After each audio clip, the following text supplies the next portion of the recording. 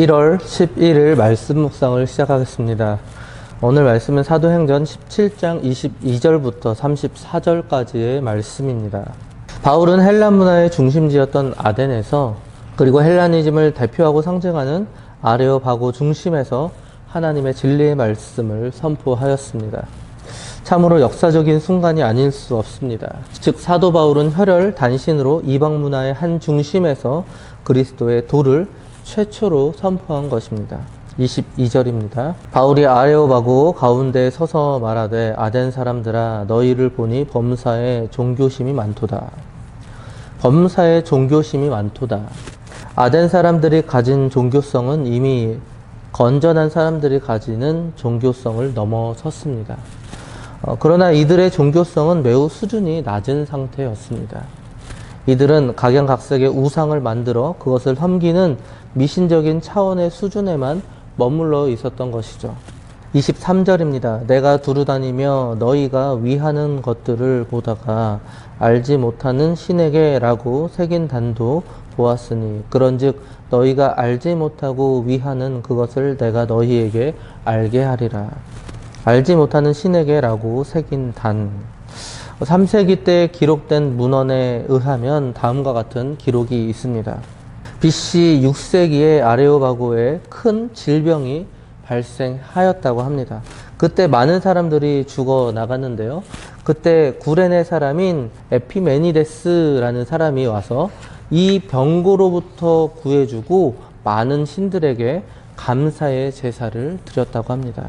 그때 그는 혹시 감사의 대상에서 빠진 신이 있을까 염려하였고 재물을 놓고 그 위에 알지 못하는 신들에게 라는 제단도 쌓았다고 합니다. 또한 이런 기록도 있는데요. 2세기에는 지리학자였던 판사니아스라는 사람이 아덴으로 여행을 하는 도중에 이름은 있으나 알지 못하는 신들에게 라는 비문이 새겨진 그런 제단을 보았다고 합니다. 이처럼 아덴 사람들은 모든 신들을 섬기려고 노력했습니다. 그래서 의식적으로 알지 못하는 신들을 혹시나 섬기지 못해서 그들로부터 저주와 재앙을 받지 않을까 염려하였기 때문에 그들을 위한 제사까지도 행했던 것이죠.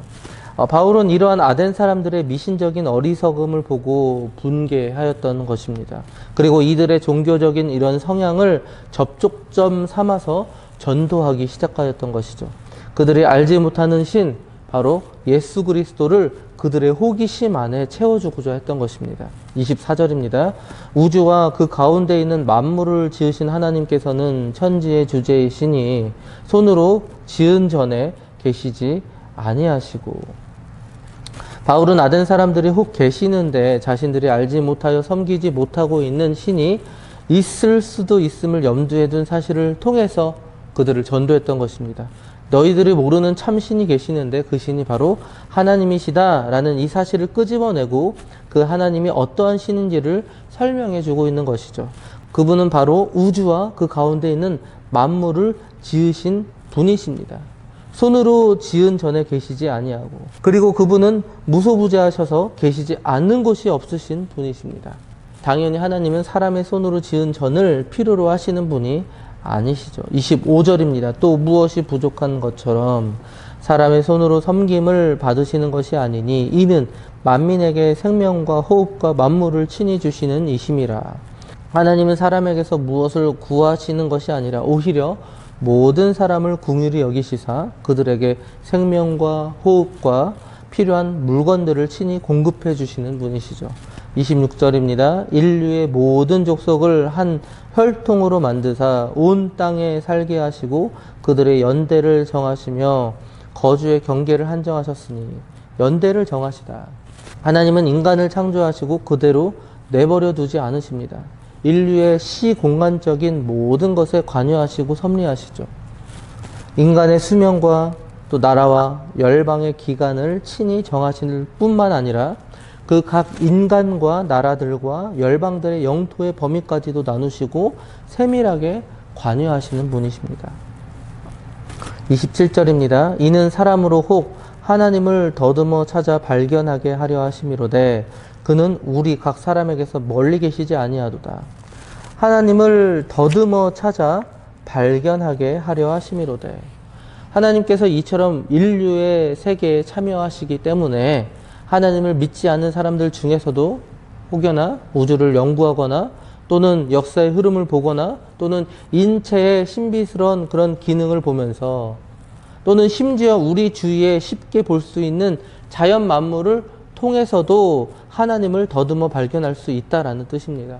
이처럼 하나님은 우리에게서 멀리 계시지 아니하시고 매우 가까운 곳에 계시는 분이시라는 뜻이죠. 28절, 29절입니다. 우리가 그를 힘입어 살며 기동하며 존재하느니라. 너희 시인 중에 어떤 사람들의 말과 같이 우리가 그의 소생이라 하니 이와 같이 하나님의 소생이 되었은즉 하나님을 금이나 은이나 돌에다 사람의 기술과 고안으로 새긴 것들과 같이 여길 것이 아니니라. 하나님의 소생. 하나님께서는 인간을 창조하실 때 자기 형상, 곧 하나님의 형상을 따라 만드셨습니다. 그래서 모든 인간은 곧 하나님의 소생이라는 의미죠.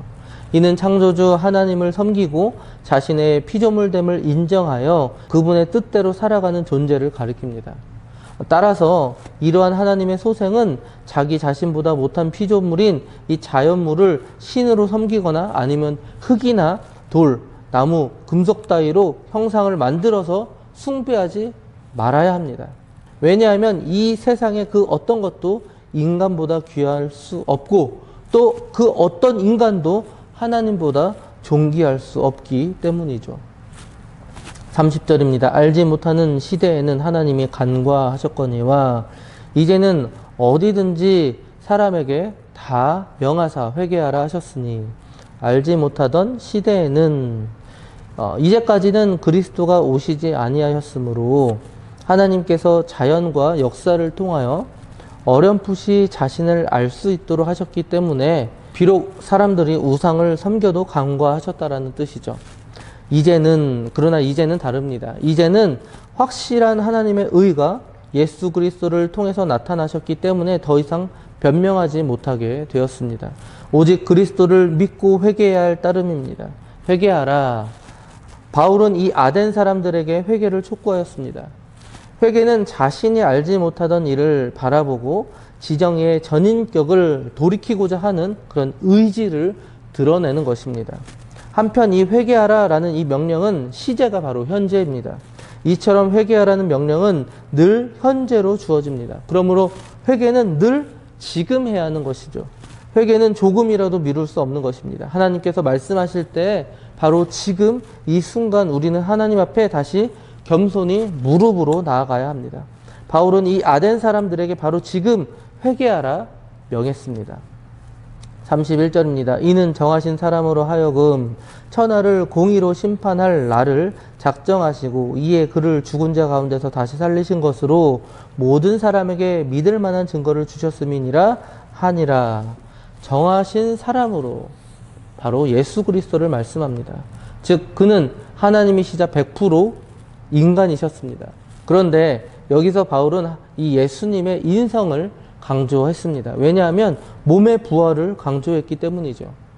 즉 만일 예수님이 인간이 아닌 이 다른 존재로 십자가 죽음을 당하신 후에 부활하셨다면 그 부활은 사람의 몸의 부활이 아니었기 때문이죠.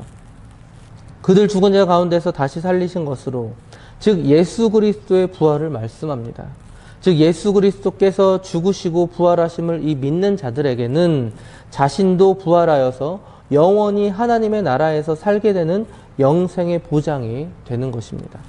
32절입니다. 그들이 죽은 자의 부활을 듣고 어떤 사람은 조롱도 하고 어떤 사람은 이 일에 대하여 내 말을 다시 듣겠다 하니. 조롱하다. 그들의 사상은 이원론적인 사상이었습니다. 즉 영은 선하지만 육신은 악하다라는 생각이 지배적이었습니다. 그래서 그들은 육신의 부활에 대해서는 생각조차 하지 못했던 것이죠.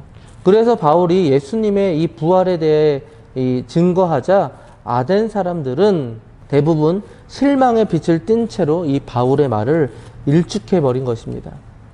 여러분, 우리는 바다보다 깊고 넓은 이 하나님의 말씀을 바가지보다도 작은 그런 머리로 판단할 때가 많이 있습니다. 우리는 우리의 가진 매우 협소한 지식으로 무궁무진한 하나님의 말씀을 판단해 버립니다. 그러나 복음은 우리의 판단을 그리고 우리의 매우 협소한 이 지식을 뛰어넘습니다. 하나님께서 예비하신 자들에게는 성령님께서 복음을 받아들일 수 있는 그런 은혜를 허락하십니다. 그저 짧은 지식으로 판단하는 이들에게는 복음이 어리석게 보일 수 있을지 모르겠지만 하나님께서 예비하신 자들에게는 이 복음이 은혜로 다가오게 되는 것이죠. 마지막 33절과 34절입니다. 이에 바울이 그들 가운데서 떠나매 몇 사람이 그를 가까이하여 믿으니 그 중에는 아레오바고 관리 디오누시오와 다말이라 하는 여자와 또 다른 사람들도 있었더라. 비록 소수이긴 하였지만 바울은 이처럼 아덴에서도 복음의 열매를 수확할 수 있었습니다. 말씀을 마무리하겠습니다. 우리가 구원을 얻는 것은 하나님의 주관적인 은혜로 말미암는 것입니다.